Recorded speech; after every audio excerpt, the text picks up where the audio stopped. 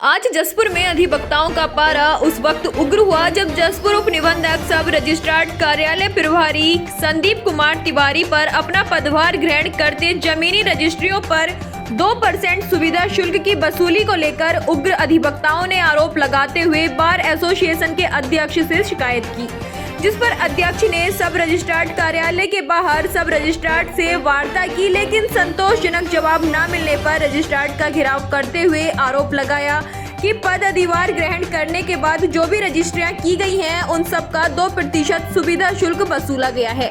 उन रजिस्ट्रीकर्ताओं का पैसा वापस किए जाने की मांग की गई। इस संबंध में हमारे संवाददाता से सुदर्शन बाबत जानकारी चाहिए तो सब रजिस्ट्रार ने अपनी बात को घुमा फिराकर सुविधा शुल्क की बात नकारते हुए अधिवक्ताओं पर अतिरिक्त चार्ज वसूली किए जाने की बात कही, जबकि बार एसोसिएशन के महासचिव ने बार एसोसिएशन कार्यालय से खुला अनाउंस कर सभी अधिवक्ताओं को आगामी बुधवार को एक मंच पर बैठक कर भ्रष्टाचार के आरोपी के खिलाफ आंदोलन उग्र करने की बात कही। ये कहा कि जो पार्टी के दस्तावेज हैं पार्टी को तुरंत वहीं दे दिए जाएंगे, हाथों हाथ दे दिए जाएंगे, पार्टी रजिस्ट्रेशन कराएंगे उसको हाथों हाथ दे देंगे। ऐसा कोई नहीं है। जीरो टॉलरेंस, हम तो जीरो टॉलरेंस से पार्टी को जितनी रसीद होगी उतने पैसे पार्टी वही पेमेंट करेगी।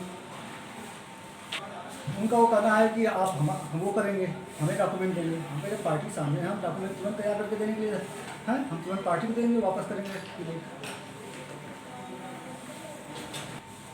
अब यह तो अनर्गल आरोप है।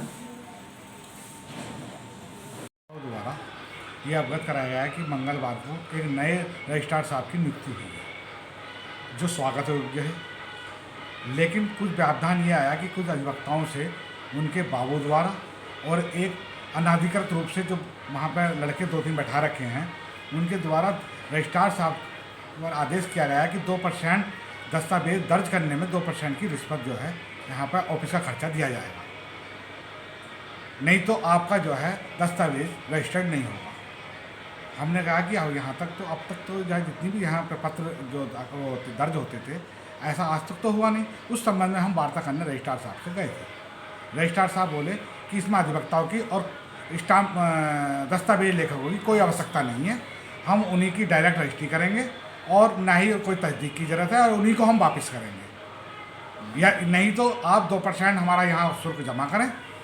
और जो बच्चे लड़के हमने बैठा रखे हैं क्योंकि ऑफिस में बाबू लोग कम हैं, उनको आपको हर व्यक्ति को 200 रुपये के हिसाब से देने पड़ेंगे। इसका विरोध हमने किया, जिस कारण हम 25/10/2023 को हमने मीटिंग बुलाई है अपने हाउस की और उस संबंध में वार्ता कर हम अनिश्चितकालीन हड़ताल के लिए, जब तक रजिस्ट्रार का ट्रांसफ़र नहीं हो जाता, हम हड़ताल के लिए अपना विचार विमर्श करेंगे। उससे पहले कई वर्षों पहले आया था तो उसमें भी ऐसी आंदोलन करना पड़ा था, तब से आज तक सही चल रहा था।